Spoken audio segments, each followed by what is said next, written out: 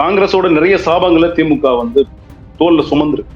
ஒட்டுமொத்தமா காங்கிரஸ் இல்லாத ஒரு இந்தியாவை அமைப்போம்னு சொன்ன பாஜகவுக்கு எதிராக காங்கிரஸை கூட்டணியில சேர்த்துக்கிட்டு தன்னோட கொள்கையும் முன்னெடுத்து நடத்தி போயிட்டு இருந்த திமுகவுக்கு இது மாபெரும் இழுக்காதான் இருக்கு. உதயசூரியன் கூட இருந்து காங்கிரஸ் கை சின்னத்துல விழுந்த வாக்குகள் அனைத்தும் உதயசூரியனோட வாக்கு. அவர்களுக்கு தனி பிம்பம் கிடையாது. யார் மீதாவது ஏறி சவாரி செய்ய வேண்டிய சூழ்நிலையில் அவர்கள் இருக்கிறார்கள். பாஜகவோட பாசிச கொள்கைகள் எதிராக இந்த மண்ணில் செயல்பட்டு இருக்கிற ஒரு அரசியல் பண்பாட்டு இயக்கம் எதுனா திமுக. காங்கிரஸ ஒரு உற்ற தோழமை இயக்கமாக 20 ஆண்டு காலமாக இந்த மண்ணுல வந்து அவர்களுக்கு வந்து 10 தேசிய அளவுல அவர்களுக்கு வந்து 10 லோக்சபா இடங்களை யார் கொடுத்தா? இன்னைக்கு அதெல்லாம் மறந்துட்டு இன்னைக்கு எங்களாலதான் சிறுபான்மையர் ஓட்டு வாங்கினாங்க திமுக, நாங்க தான் அதுக்கெல்லாம் காரணம், திமுக வெற்றிக்கு நாங்க தான் காரணம்னு சொல்றதெல்லாம் ரொம்ப சிறுபலத்தனமா இருக்கு. காங்கிரஸ் தான் ஒரு மாநிலத்திலையும் பாஜக வின் பண்ண வேண்டும், பாஜக வெற்றி பெற வேண்டும், ஆட்சி அதிகாரத்துல பாஜகவே இருக்கணும் அப்படின்னு நினைக்கிறது உறுதியா நினைக்கிறது யாரு? பாஜகவோட 2ஆம் கட்ட தலைவர்களோ அமித்ஷாவோ பிரதமர் நரேந்திர மோடியோ இல்ல, சாட்சாத் காங்கிரஸ்காரங்க. காங்கிரஸ்காரங்களோட முழு எண்ணமும் இன்னைக்கு என்னவா இருக்குன்னா, எப்படியாவது தான் வந்து ஆட்சி அதிகாரத்துல உட்கார்ந்துடவே கூடாது, அடுத்தவங்க அமைச்சரவையில போய் அமைச்சரா முதலமைச்சரா பதவியேற்கிற விழாவெல்லாம் போய் மேடையில போய் உட்காந்துக்கணும், நம்ம கடைசி வரலையும் இப்படி பதவியேற்குள்ளால கலந்துட்டு இருந்தாவே போதும்ன்ற பார்வைக்கு இன்னைக்கு காங்கிரஸ் இருந்தது. இந்தியாவில் பாஜகவுடைய வெற்றிக்கு, தொடர் வெற்றிக்கு நான் கூட மோடியும் அமித்ஷாவும் தான் காரணம் அப்படின்னு நினைச்சிட்டு இருந்தேன். ஆனா அதுக்கு காரணம், மெயின் காரணம் அவங்க கிடையாது, காங்கிரஸ் கட்சி தான் பாஜகவுடைய வெற்றிக்கு காரணம் அப்படிங்கிறத இப்ப தெரியுது. அதிகாரத்திலையும் பங்கு வேணும், ஆட்சியிலையும் பங்கு வேணும், உழைக்கவும் வேணும். இப்படி ஒரு கட்சி எங்கேயாவது பாத்துருக்கீங்களா செயல்பட்டு? இவங்க இருப்பாங்க. இவர்களுக்கு வந்து நிரந்தர இடம் எதுவும் தேவையில்லை. இவங்களுக்கு எங்க ஆட்சியில பங்கு, அதிகாரத்துல பங்கு எங்க வாய்ப்பு கிடைச்சா அங்க போயிடும். நாளைக்கு அதிமுக எப்படி இருந்தாலும் அங்க போவாங்க. ரொம்ப மட்டமான ஒரு பிஹேவியரா தான் அதை எடுத்துக்கணும். தாவேக்காவுல உங்களை எழுத்து வெற்றி பெற்றவர்களோடயே போய் கூட்டணியில வச்சு ஆட்சி அதிகாரத்துல பங்கு வாங்கியிருக்கீங்க. இது ஒரு ரொம்ப கேவலமான செயலா தான் அதை பார்க்கணும். இது காங்கிரஸுக்கான செயல் இல்ல, இது ஒரு தேசிய கட்சிக்கான செயல். அதாவது திமுக இப்போ ஒரு நிலையில இருக்கு. என்ன நிலையில இருக்குன்னா, காங்கிரஸ் இல்லாத பாரதம் அப்படின்றது பாஜக. காங்கிரஸ் இல்லாத ஒரு பாரதத்தை நாங்க கட்டமைக்கணும். பாஜகவோட வெகுநாள் கனவு தான் முக்தி காங்கிரஸ். காங்கிரஸ் இல்லாத ஒரு பாரதத்தை உருவாக்கும். நாங்க சொல்றோம், பாஜக இல்லாம காங்கிரஸ் இல்லாத ஒரு பாரதத்தை நாங்க உருவாக்கும்.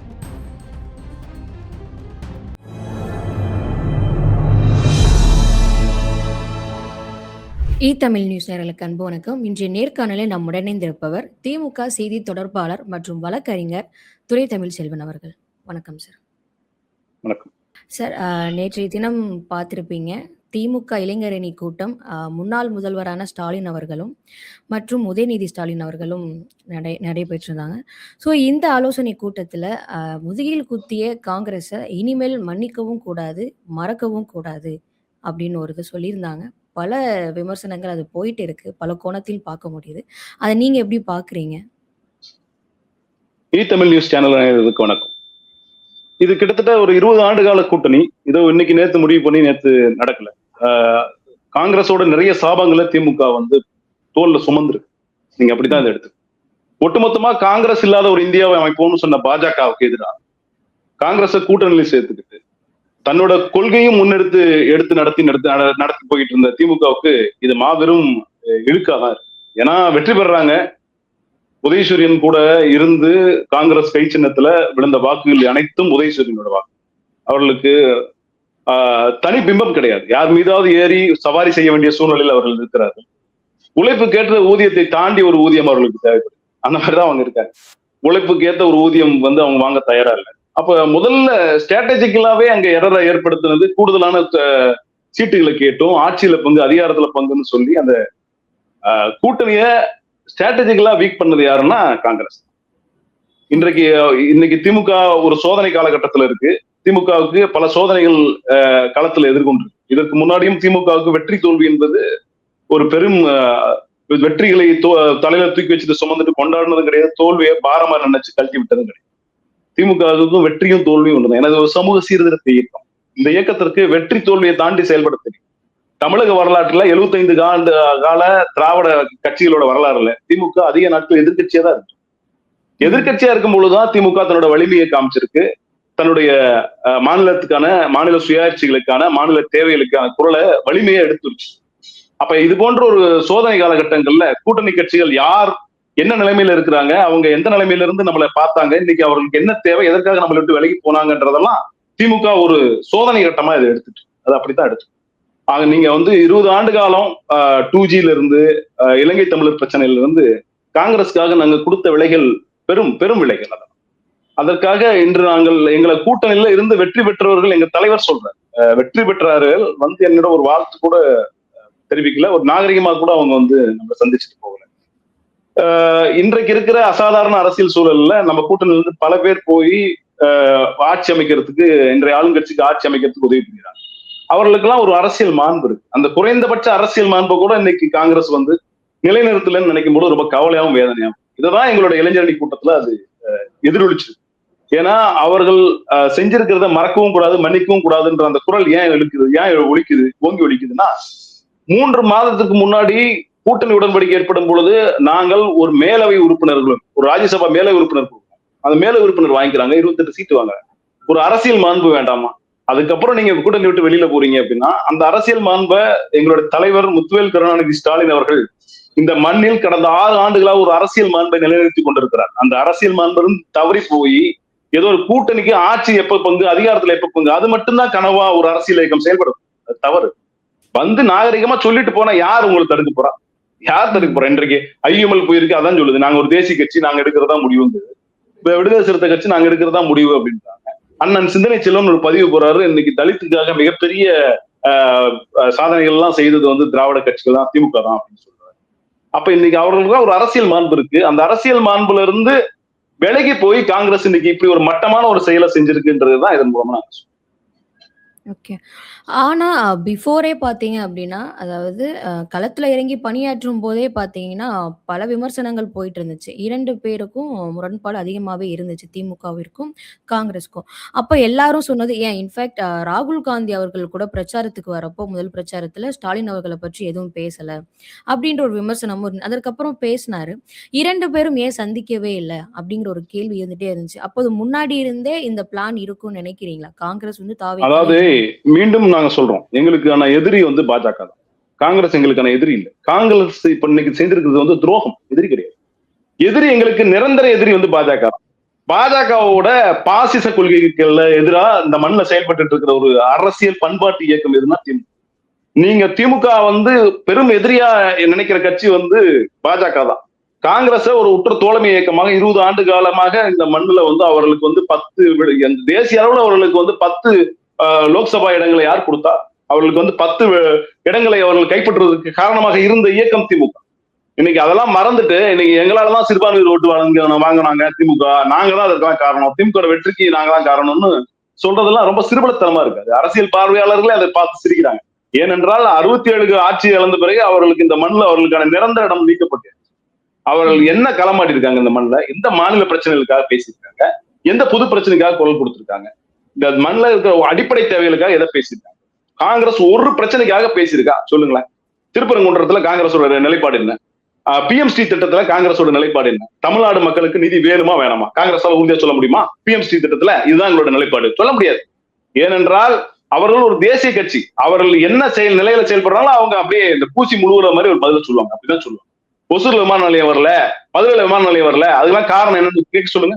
அதுக்கு என்ன அவங்களோட நிலை என்னன்னு சொல்ல சொல்லுங்க. அதுக்கு அவர்கள் நிலை என்னன்னு சொல்ல சொல்லுங்க. ஏன் வந்து ராகுல் காந்தி பிரச்சாரத்துக்கு வரலன்னா, நாங்கள் கொள்கை சார்ந்த கூட்டணியாகத்தான் 20 ஆண்டுகளாக பயணிச்சோம். இன்றைக்கும் எங்களுடைய எதிரி பாஜக, அதில் நாங்க உறுதியா இருக்கோம். ஆனால் ஆட்சி வேணும், அதிகாரம் வேணும்னா அதுக்கான உழைப்பு வேணும் இல்ல. ஆட்சியும் இருக்காது, அதிகாரத்திலையும் பங்கு வேணும், ஆட்சியிலையும் பங்கு வேணும், உழைக்கவும் வேணும். இப்படி ஒரு கட்சி எங்கேயாவது செயல்பட்டு இருக்கீங்களா? பாத்துருக்கீங்களா செயல்பட்டு? இவங்க இருப்பாங்க. இவர்களுக்கு வந்து நிரந்தர இடம் எதுவும் தேவையில்லை. இவங்களுக்கு எங்க ஆட்சியில பங்கு, அதிகாரத்துல பங்குன்னு எங்க வாய்ப்பு கிடைச்சா அங்க போயிடும். நாளைக்கு அதிமுக எப்படி நிலம்னா அங்க போவாங்க. அவர்களுக்கு கொள்கை சார்ந்து கூட்டணி சார்ந்து அவர்கள் செயல்பட்ட மாதிரி இந்த பார்வையில நம்ம இதை எடுத்துக்கணும். ரொம்ப மட்டமான ஒரு பிஹேவியரா தான் இதை எடுத்துக்கணும். இந்த நிலை மாறணும்னா நாங்கள் உறுதியா இருக்கோம். இப்ப எங்களுக்கான பொது எதிரி பாஜக நாங்க வந்து கட்டமைச்சிருக்கோம். அதுல நாங்க அந்த நிலையில உறுதியா இருக்கோம். எதுக்காக உறுதியா இருக்கிறோம்னா, இந்த மண்ணில் இருக்கிற ஒற்றுமைக்கு எதிரா, சமூக நீதிக்கு எதிரா, வர்ணாசிரம தர்மத்துக்கு எதிராக நாங்க பேசிட்டு, புரியுதுங்களா? வர்ணாசிரத்துக்கு எதிராக பேசிட்டு, அப்ப சமூக நீதிக்கு எதிராக இந்த மண்ணில் யார் செயல்படுறாங்களோ அவர்கள் எங்களுக்கு எதிரி. அந்த நிலையில தான் இன்னைக்கு போய் ஒரு இடம், ஒரு ஆட்சியில பங்கு, அதிகார பங்குன்னு ஒரு இடம் கிடைக்கும் பொழுதே அவர்கள் கூப்பிடறதுக்கு முன்னாடி இங்கிருந்து ஓடினதான் எங்களுக்கு வேதனை. நீங்கள் ஆட்சியில பங்கு, அதிகாரத்துல பங்கு அவங்க முன்னாடியே நீங்க குரல் ஒழிச்சு. அது எப்ப நம்ம பேசியிருக்க வேண்டும்னா தேர்தலுக்கு அப்புறம் பேசி, தேர்தலுக்கு அப்புறம் பேச வேண்டிய ஒரு இடத்த தேர்தலுக்கு முன்னாடியே பேசி ஸ்ட்ராட்டஜிக்கலா அந்த கூட்டணியை வீக் பண்ணது யாருன்னா காங்கிரஸ் தான். காங்கிரஸ் இன்னைக்கு எடுத்த அந்த நிலை தான் திமுகவோட பின்னடைவுக்கு முக்கிய காரணமே ஆகும். 20 ஆண்டு காலம், மீண்டும் மீண்டும் சொல்றேன், 20 ஆண்டு காலம் உங்களுக்கு யாருமே உங்களுக்கான முக்கியத்துவம் இந்தியாவிலே கொடுத்து வாழும் பொழுது திராவிட கட்சிகள் தான், திமுக தான் தமிழ்நாட்டுல 10 லோக்சபா இடங்களை ஒதுக்கி உங்களை வந்து 10 உங்களோட நாடாளுமன்ற உறுப்பினர்கள் 10 பேர் வருவதற்கு உங்களை காரணமா இருந்த இயக்கம் வந்து திமுக. அப்படிப்பட்ட திராவிட முன்னேற்ற கழகத்தை மறந்துட்டு உங்களுக்கு ஆட்சியில பங்கு அதிகாரத்துல பங்குன்னு சொன்ன உடனே கூப்பிடவும் இல்லை, உங்களை யாரும் அழைக்கவும் இல்லை, அவசர அவசரமா குட்டி பைக்க தூக்கிட்டு ஓடுனதுதான் வேதனையா இருக்கு. நீங்கள் பிரச்சாரத்துக்கு வந்திருக்க வேண்டும், பிரச்சாரத்துக்கு வராது தவறு. பிரச்சாரத்துக்கு வர்றதுக்கு முன்னாடியே இங்க எதிர்கட்சிகள் கட்டமைத்த அந்த ஸ்ட்ராட்டஜிக் எரர் எல்லாம் மெய்ப்படுற மாதிரி நடந்தது யாருன்னா ராகுல் காந்தி. அவர் இருந்த இடம் வேறு, அவர் இன்றைக்கு நடந்து கொண்டிருக்க இடம் வேறு. உங்களுக்கான எதிரி வந்து பாஜகன்னு கட்டமைக்குது. எனக்கு என்னமோ காங்கிரஸ் ஆட்சி அமைக்கிறதுக்கான சூழல் எதுவுமே காங்கிரஸ் முன்னெடுக்கிற மாதிரி தெரியும். பாஜக ஆட்சி அமைக்கிறதுக்கு என்னென்ன வேலையோ அதெல்லாம் தான் காங்கிரஸ் பார்த்துச்சு. பாஜக இந்த மண்ணில் நிரந்தரமா கால் ஒன்றதுக்கு யார் காரணமா இருக்காங்கன்னா காங்கிரஸ் தான் காரணம். உங்களுடைய தலைவர் சின்னவர் சொன்ன மாதிரி காங்கிரஸுக்கு வந்து வின் பண்ணணும்ன்ற எண்ணமே கிடையாது. காங்கிரஸுக்கு தன்னோட கட்டமைப்பை வந்து பலப்படுத்தணும்னு என்ன கிடையாது. ஆட்சியில பங்கு முதல்ல, அதிகாரத்துல பங்கு. அவர்களுடைய தலைவர் ராகுல் காந்தி கன்னியாகுமரியில இருந்து காஷ்மீர் வரலையும் ஒரு நடைபயணம் மேற்கொண்டார். எத்தனை காங்கிரஸ் தலைவர் இங்க இருக்கிறவங்க ஒரு நடைபயணம் மேற்கொண்டு இந்த மண்ணுக்கான பிரச்சனை பத்தி பேசினாங்க. ஒரு வார்த்தை, ஒரு ஆள், ஒரு தலைவர் சொல்லு. அந்த 2ஆம் கட்ட தலைவர்கள் எல்லாருக்குமே ஆட்சியில பங்கு, அதிகாரத்துல பங்கு. அவர்கள் நேரடியா போய் மேல உட்காந்துக்கும். அவங்க உழைக்க தயாரா இருக்க கூடாது, காங்கிரஸ் கட்சியை வளப்படுத்துறதுக்கு தயாரா இல்ல, நேரடியா குறுக்கு வழியில அவர்களுக்கு ஆட்சியில பங்கு அதிகாரத்துல பங்கு வாங்குறதுக்கு என்ன வழின்னு யோசிச்சு அதை செஞ்சிருக்காங்க. இது ஒரு தற்காலிக இப்போதைக்கு அவங்க வந்து வெற்றி அடைஞ்சுதான் வந்து பெருமிதம் அடைஞ்சுக்கலாம். இதெல்லாம் இந்த மனுல கட்டாயம் வந்து ஈடேறதுக்கான வழியே இல்லை. ஏனென்றால் மீண்டும் மீண்டும் சொல்றோம், பாஜக எங்களுக்கு எதிரி, நீங்க செய்தது துரோகம், நீங்க எங்களுக்கு துரோகி. இன்றைக்கு அப்படித்தான் நீங்கள் வந்து கட்டமைக்கிறீர்கள். என்னன்னா நீங்க உங்களுக்கான தேவை என்னன்றதுல இந்த கட்சி இந்த கூட்டணி பலப்பட வேண்டும், இந்த கூட்டணியை ஆட்சி அதிகாரத்தில் அமர வைக்க வேண்டும்னு நீங்க செயல்படுங்க. நீங்க வந்து தாவேக்காவுல உங்களை எடுத்து வெற்றி பெற்றவர்களோடயே போய் கூட்டணியில வச்சு ஆட்சி அதிகாரத்துல பங்கு வாங்கியிருக்கீங்க. இது ஒரு ரொம்ப கேவலமான செயலா தான் அதை பார்க்கணும். இது காங்கிரஸுக்கான செயல் இல்ல, இது ஒரு தேசிய கட்சிக்கான செயல். அதாவது திமுக இப்போ ஒரு நிலையில இருக்கு. என்ன நிலையில இருக்குன்னா, காங்கிரஸ் இல்லாத பாரதம் அப்படின்றது பாஜக. காங்கிரஸ் இல்லாத ஒரு பாரதத்தை நாங்க கட்டமைக்கணும். பாஜகவோட வெகுநாள் கனவு தான் முக்தி காங்கிரஸ். காங்கிரஸ் இல்லாத ஒரு பாரதத்தை உருவாக்கும். நாங்க சொல்றோம், பாஜக இல்லாம காங்கிரஸ் இல்லாத ஒரு பாரதத்தை நாங்க உருவாக்கும். 3வது அணி தலைமையில, எங்களுடைய தலைவர் தலைமையில 3வது அணி உருவாக்கி இதற்கான முழு முயற்சி எல்லா வேலையும் நாங்க இருக்கோம். ஏனென்றால் இன்றைக்கு பாஜக என்ன நிலையில் இருக்கிறதோ அதே தான் காங்கிரஸ் உடன் நிலை. அவர்களுக்கும் அதிகாரத்துல தான் அவங்களோட கனம், மக்கள் நலன் அவர்களுக்கு முக்கியம் இல்லை. இவர்களுக்கு அதே தான். இவர்களுக்கும் அதிகாரம் மட்டுமே இவர்களோட பிரதானம். மக்கள் நலன் முக்கியம் இல்லை, கொள்கை முக்கியம் இல்லை, சித்தாந்தம் முக்கியம் இல்லை. இவர்கள் 2 பேரும் ஒருவர்கள் தான். அப்ப இவர்கள் இருவரையும் நீக்க வேண்டும் என்றால் 3வது அணியை நாங்கள் முன்னெடுத்து செல்வோம் என்பதுதான் எங்களுடைய இந்த நேரத்தில் நாங்கள் சொல்ல வேண்டிய கடமையா இருக்கு. Okay sir. என்னதான் ஆளும் கட்சி இப்ப தாவேகாவா இருந்தாலும், அதுல போய் இப்போ காங்கிரஸ் இணைச்சுக்கிட்டாங்க. இப்போ ஸ்டாலின் அவர்கள் சொல்லியிருந்தாங்க, இந்த ஆட்சி வந்து 5 வருடத்துக்குலாம் தொடருமான்னு கேட்டா அது ஒரு கேள்விக்குறிதான் அப்படிங்கிற மாதிரி சொல்லியிருந்தாரு. அப்படிங்கிறப்போ இப்போ பல குற்றச்சாட்டுகள் நம்ம பார்த்துட்டு இருக்கோம் தொடர்ந்து தமிழ்நாட்டுல நிகழ்றத. இப்போ திரும்பவும் காங்கிரஸ் வந்து வருங்காலத்துல இனி வரக்கூடிய இடைத்தேர்தலா இருக்கட்டும், ஸோ லோக்சபா தேர்தலா இருக்கட்டும், இதுல எல்லாம் காங்கிரஸ் வந்து இப்போ தாவேகா கூட தான் இருக்குன்றப்போ, அப்ப இனிமேல் 2 பேருக்குள்ள கூட்டணி அவ்வளவுதானா? இதோட முடிவு வருதுன்னு சொல்ல வரீங்களா? இல்லைங்க, அப்படி பார்த்தா நீங்க அவங்க வந்து யாரு கூட நாளைக்கே தாவேகா தோல்வி அடையுது போறாங்களா? இவங்களுக்கு ஒரே எண்ணம் தாங்க, இவங்க யார் வின் பண்றாங்களோ அவங்க கூட இருக்குங்க. இது வந்து ஒரு கொள்கை சார்ந்த முடிவா அதை எடுத்துக்க முடியும். என்ன கொள்கை சார்ந்த முடிவு? தாவேகாவோட எந்த கொள்கை பாஜகவுக்கு எதிராக வலிமையா முன்னெடுக்கப்பட்டுச்சு சொல்லுங்க. தாவேகாவோட இந்த கொள்கையை வந்து நாங்க வந்து ரொம்ப இம்ப்ரெஸ் ஆயிட்டோம். அதனால வந்து திமுக இந்த இடத்துல சுணக்கமா இருந்தது பாஜகவை எதிர்க்கிறதுல. நாங்க வந்து இன்னைக்கு தாவேகா வந்து காங்கிரஸோட சேர்றது, காங்கிரஸ் தாவேகா கூட்டணி வந்து ஒரு நேச்சுரல் அலையன்ஸ், இது வந்து ஒரு கொள்கை சார்ந்த கூட்டணி அப்படின்னு சொல்றதுக்கு ஏதாவது ஒரு எவிடன்ஸ் இருக்கா காங்கிரஸ் அதெல்லாம் இல்ல. காங்கிரஸுக்கு இன்னைக்கு தேவை ஆட்சியில பங்கு, அதிகாரத்துல பங்கு. ரொம்ப நாளா சொல்லிட்டு இருந்தாங்க. 2ஆம் கட்ட தலைவர்கள் தமிழ்நாட்டில இருந்த சில 2ஆம் கட்ட தலைவர்கள் அந்த நிலையை எடுக்கிறதுக்கு காரணமா இருந்திருக்காங்க. அவ்வளவுதான். அப்ப இன்னைக்கு காங்கிரஸ் என்ன பண்ணுது? காங்கிரஸ் வந்து இன்னும் 3 எலெக்ஷனுக்கு வந்து அவள் அப்படித்தான் செஞ்சிருக்காங்க. 3 எலெக்ஷனுக்கு நான் அடுத்த ஒரு உள்ளாட்சி தேர்தல் அவ்வளவு எவ்வளவு வன்மமா அந்த கூட்டணியில இருந்திருக்காங்க.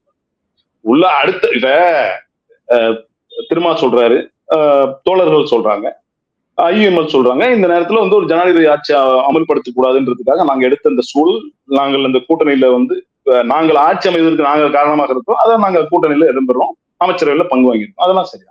இவர்களுக்கு அந்த பார்வையே கிடையாது. இவங்க வந்து போகும்போதே யாராவது இவ்வளவு நாள் 20 ஆண்டுகால கூட்டணியை முடிச்சுட்டு போறவங்க போன உடனே வர யாரும் 3 லெட்டர் எழுதி கொடுப்பாங்களா? அடுத்த வர உள்ளாட்சி தேர்தல், அடுத்த வர நாடாளுமன்ற தேர்தல், அடுத்து 2031 சட்டமன்ற தேர்தல், இது நாள் வரை இந்த கூட்டணியில நீங்க என்ன இடம் கொடுத்தாலும் நான் வாங்கிட்டு நிக்க போறேன், என்ன இடம் கொடுத்தாலும் நான் வாங்கிட்டு நிக்க போறேன், இதுதான் எங்களோட ஸ்டாண்ட் அப்படின்னு ரொம்ப உறக்க சொல்லிட்டு போயிருக்காங்க. வாழ்த்துக்கள் தான். இது வந்து இந்த துரோகம் வந்து நிலைக்காதுன்றதுதான் எங்களோட பார்வை. இந்த துரோகம் நீங்கள் கிட்டத்தட்ட இந்தியாவே இந்த துரோகம் தான் அழிச்சு. நீங்க எடுத்துக்கீங்க, இந்தியாவே இந்த துரோகம் தான். என்னன்னா இங்க தமிழ்நாட்டுல அலையன்ஸ்ல இருப்பாங்க கம்யூனிஸ்டோட, கேரளாவில் அவங்க கம்யூனிஸ்டுக்கு எதாவது போட்டிருக்காங்க, வெஸ்ட் பெங்கால்ல கம்யூனிஸ்டுக்கு எதாவது பேசுவாங்க. இன்னைக்கு காங்கிரஸ் எவ்வளவு மட்டமான ஒரு சூழ்நிலையில இருப்பாரு. இங்க தமிழ்நாட்டுல கூட்டணியில் இருப்பாங்க, ஆனா காங்கிரஸ் வந்து கேரளாவில் எடுத்து கம்யூனிஸ்ட் எடுத்து அவங்க போட்டிருக்காங்க, வெஸ்ட் பெங்கால்ல கம்யூனிஸ்ட் எடுத்து பேசுவாங்க, கூட்டணியில இருந்து கூட்டணி காலி போடுவாங்க. தேஜஸ்விக்கு அதான் ஆச்சு, அகிலேஷுக்கு அதான் ஆச்சு, மம்தாக்கு அதான் ஆச்சு. இந்தியா கூட்டணி அலையன்ஸ்ல ஃபார்ம் பண்ணிட்டு மம்தாவுக்கு இவ்வளவு இடம் கொடுக்கறதுன்னு டிசைட் பண்ற இடத்துல அவங்க போயிருந்தாங்க. அப்ப ஸ்ட்ராட்டஜிக்கலா பாஜக ஒரு மாநிலத்துல வின் பண்ணோம்னா துடியா துடிச்சிட்டு இருக்கிறது பாஜக இல்ல, காங்கிரஸ் தான். காங்கிரஸ் தான் ஒரு மாநிலத்திலையும் பாஜக வின் பண்ண வேண்டும், பாஜக வெற்றி பெற வேண்டும், ஆட்சி அதிகாரத்துல பாஜகவே இருக்கணும் அப்படின்னு நினைக்கிறது, உறுதியா நினைக்கிறது யாரு? பாஜகவோட 2ஆம் கட்ட தலைவர்களோ அமித்ஷாவோ பிரதமர் நரேந்திர மோடியோ இல்ல, சாட்சாத் காங்கிரஸ்காரங்க தான். காங்கிரஸ்காரங்களோட முழு எண்ணமும் இன்னைக்கு என்னவா இருக்குன்னா, எப்படியாவது தான் வந்து ஆட்சி அதிகாரத்துல உட்கார்ந்துடவே கூடாது, அடுத்தவங்க அமைச்சரவையில போய் அமைச்சரா முதலமைச்சரா பதவியேற்கிற விழாவெல்லாம் போய் மேடையில போய் உட்காந்துக்கணும், நம்ம கடைசி வரலையும் இப்படி பதவியேற்குள்ளால கலந்துட்டு இருந்தாவே போதும்ன்ற பார்வைக்கு இன்னைக்கு காங்கிரஸ் இருந்தது.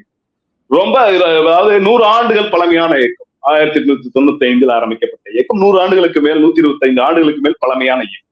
அப்படி பழமையான இயக்கம் வந்து நேற்றைக்கு ஆரம்பித்த ஒரு நடிகரின் பின்னால் அவர் ஆட்சி அதிகாரத்தில் அமர்ந்து விட்டார் என்பதற்காக அவசர அவசரமா பைய தூக்கி ஓடினதெல்லாம் ஏது அவர்களுக்குள்ளே அது ஒரு உடன்படிக்கை, ரொம்ப வெகு நாள் உடன்படிக்கை என்றெல்லாம் நாங்கள் கேள்விப்படுகிறோம். ரொம்ப ஆச்சரியமாகவும் அதிர்ச்சியாகவும் இருக்கு. அதெல்லாம் அவர்கள் தனிப்பட்ட விஷயம். ஆனால் இந்த மாண்பை அவர்கள் தவறிவிட்டார்கள். இந்த மாண்பில் இப்ப எங்களுடைய முன்னாள் முதல்வர், எங்களுடைய கழக தலைவர் முத்துவேல் கருணாநிதி ஸ்டாலின் அவர்கள் சொல்றாரு எப்படின்னா, இந்த மண்ணில் நான் வந்து ஒரு அரசியல் மாண்பை வந்து நிறுவியிருக்கேன், அந்த அரசியல் மாண்பை இனிவரும் எதிர்கட்சிகளும் அதை பின்பற்ற வேண்டும், இனிவரும் தலைமுறையினர் அந்த அரசியல் மாண்பை பின்பற்ற வேண்டும், நீ வேற நான் வேறன்னு எதிரியா பாக்குற மனநிலை வேண்டாம். எடப்பாடி பழனிசாமி என்ன வீட்டுல ஒரு துக்க நிகழ்வு போய் கலந்து பாருங்க, சீமான் அண்ணன் வீட்டுல ஒரு துக்க நிகழ்வு போய் கலந்து பாரு. எதிர்கட்சிகள் பாராமல், கட்சி ஆளுங்கட்சி எதிர்கட்சி என்ற இந்த நிலை பாராமல் இந்த மண்ணில் ஒரு சமத்துவம் நிலவ காரணமாக இருந்தவர் எங்களுடைய தலைவர். அந்த நிலையை கூட நீங்க தவற விட்டீங்கன்றதான் எங்களுடைய கவலையாகவும் வேதனையாகவும் இருக்கு. நீங்க போலாம், ஒரு வார்த்தை வந்து சொல்லாம நீங்க உங்களுக்காக அந்த தொகுதியில நின்று வேலை செஞ்ச எங்களுடைய கழக கண்மணிகள், கழக தோழர்கள் எல்லாம் ரொம்ப வேதனையில் இருக்காங்க. இவ்வளவு தூரம் அந்த 5 பேர் வெற்றி பெறுவதற்கு காரணமாக இருந்தவர்கள் யார் என்ற அந்த ஒரு குறு பார்வை வேண்டாமா, சின்ன பார்வை வேண்டாமா? இதுதான் நீங்கள் இந்த மண்ணில் நீங்க கடைபிடித்திருக்கிற அரசியல் மாண்பா? இதை இப்ப சொல்றேன்னு தெரியுதுங்களா? இப்ப உங்களுக்கு அந்த ஒரு பார்வை எதனால நாங்க இந்த குரலை உரத்த ஒழிக்கிறோம்? பாஜக வெற்றி பெறணுன்றதான் காங்கிரஸ் செயல்பட்டு இருக்கு. காங்கிரஸுக்கு தன்னோட ஆட்சியில பங்கு, அதிகாரத்துல பங்குன்னு மத்தவங்கள்ட்ட சொல்லிட்டு இருக்கோம். நாம நிரந்தரமா ஆட்சியில் அமர்றதுக்கான எந்த வேலையும் செய்யற மாதிரி இதுதான் தேசிய அளவில் காங்கிரஸ் எடுத்துட்டு இருக்காங்க. ஆனா சார், முன்னாடியே பிரச்சாரத்தெல்லாம் பாத்தீங்க அப்படின்னா விஜய் ஒண்ணு சொல்லியிருப்பாரு, உண்மையான காங்கிரஸே நம்ம பக்கம் தான் இருக்கு அப்படிங்கிற கேள்வி எழுப்புறப்போ திமுக தரப்பினரே சொல்லாங்க, அந்த மாதிரி எல்லாம் எதுவும் இல்ல, காங்கிரஸ் திமுக கூட்டணி. முதல்ல இல்லைங்க, நாம வந்து முதலமைச்சர் விஜயை பத்தி விமர்சனம் செய்வதற்கு எல்லோருக்கும் தகுதி இருக்கிறது. நாங்கள் வாக்கு செலுத்தவில்லை என்றாலும் அவர்தான் நமக்கான தமிழ்நாட்டு முதலமைச்சர், அதெல்லாம் எந்த சந்தேகமும். அவருக்கு காங்கிரஸ்னா என்னன்னு தெரியுமா? அப்ப காங்கிரஸ் எதற்காக ஆரம்பிக்கப்பட்ட இயக்கம்னு தெரியுமா?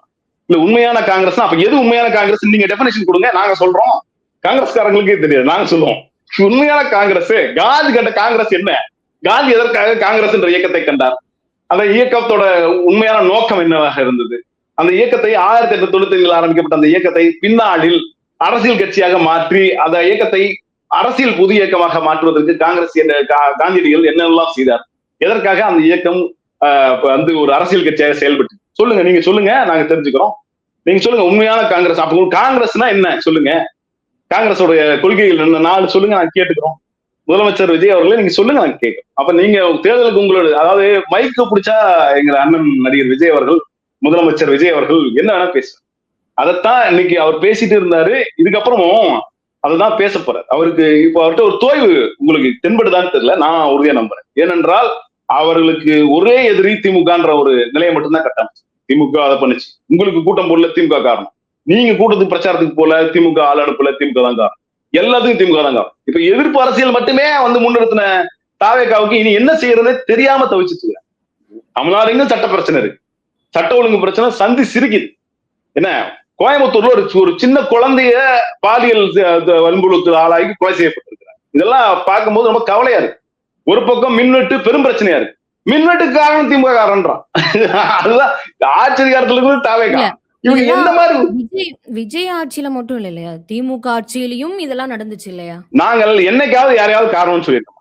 சொல்லுங்க. நாங்கள் இந்த மண்ணுல 2021 ஆட்சி அதிகாரத்தில் அமரும் பொழுது 0.6 விழுக்காடு ஜிடிபி ரேஷியோ, 0.6 விழுக்காடு. கொரோனா பெருந்தொற்று ஏற்பட்டு ஒட்டுமொத்த தமிழ்நாடு பொருளாதாரமே ஸ்தம்பிச்சு போயிருந்து. நாங்க யாராவது குறை சொல்லிட்டே இருந்தோமா? வெள்ளையறிக்கை விட்டோம். இந்த நிலையில இருக்குன்றோம். இதை மேம்படுத்துறதுக்கு என்னால முயற்சிகளை எங்களுடைய அப்போதைய முதலமைச்சர் முத்துவேல் கருணாநிதி ஸ்டாலின் அவர்கள் எடுப்பேன் என்று உறுதியளித்தார். கோயம்புத்தூர்ல நடந்த 2021 கோயம்புத்தூர்ல நடந்த அந்த மீட்டிங்ல சொல்லும் பொழுது, எனக்கு வாக்களித்தவர்களுக்கு மட்டுமல்ல வாக்களிக்காதவர்களுக்கும் சேர்த்தே நான் செயல்பட போகிறேன் என்று உறக்க சொல்லுவார் எங்களுடைய. அப்ப இன்னைக்கு ஒரு இடத்துல உட்கார்ந்துட்டு எகெயின்ஸ்ட் பாலிடிக்ஸ் மட்டுமே பண்ணிட்டு இருக்கோம். வெறுப்பு அரசியல், வெறுப்பு மட்டுமே செஞ்சுட்டு இருக்கோம். இதற்கு பிரச்சாரத்துல இருக்கும் போதே திருமாவளவன் அதான் சொல்றாரு, தாவேகா வந்த வழி எங்களுக்கு ஏற்றுக்கொள்ளும்படி இல்லை. அவர்கள் ஒரு வெறுப்பை மட்டுமே உமிழ்கிறார்கள். RSS பிள்ளையாகத்தான் அதை பார்க்க முடியுது. இன்னைக்கு தன்னுடைய ஏதோ ஒரு காரணத்திற்காக அந்த ஆட்சி அதிகாரத்துல சுவைக்காக அங்க போயிருக்கிறாங்க. அதை நாங்க விமர்சிக்கிறோம். என்னென்றால் அவர்களுடைய கட்சி, அவர்களுடைய முடிவு, அதை என்ன வேணா எடுக்கலாம். ஆனா முன்னாடி சார்ந்த கருத்துக்கள் இருக்கு இல்லையா, அந்த கருத்துக்கள் ரொம்ப இம்பார்ட்டன்டா பார்க்கணும். நீங்க மீண்டும் நாங்க சொல்றோம், நீங்க வெறுமனே மத்த ஒரு கட்சியை மட்டும் தான் கூட சொல்லிட்டு இருப்பேன், எனக்கு எதுக்கு நடந்தாலும் காரணம் திமுகன்னு சொல்லுவேன், எதற்கு செயல்படவே தெரியாது. இது எங்க ஆட்சியில மட்டும் கிடையாது, உங்க ஆட்சியில மட்டும் கிடையாதுன்றதா எங்களுக்கும் தெரியுமே.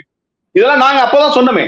அதாவது சட்ட ஒழுங்கு பிரச்சனை சரியில்லை, பெண்களுக்கு பாதுகாப்பு இல்லை அப்படின்லாம் நடிகர் விஜய் பேசும்பொழுது, அப்போது இருந்த தாவேகாவோட தலைவர் பேசும்பொழுது என்ன சொன்னாருன்னா, எத்தனை நாள் நீங்க அறிக்கை மட்டுமே விட்டுட்டு இருப்பீங்க, செயல்படவே மாட்டீங்களா அப்படின்லாம் கேட்டாருங்களா. நாங்கள் சொன்னோம் அப்ப சட்டம் ஒழுங்கு பிரச்சனை தேசிய அளவுல தமிழ்நாடு சிறப்பா செயல்பட்டு இருக்குன்னு ஒன்றிய அரசாங்கம் கொடுக்கிற ரிப்போர்ட்லயே இருக்கு. ஒன்றிய அரசாங்கத்தோட ரிப்போர்ட்லயே தமிழ்நாடு பேர் இல்ல அப்படின்லாம் அன்னைக்கு உறக்க சொன்னோம். நீங்க இன்னைக்கு என்ன சொல்றீங்க?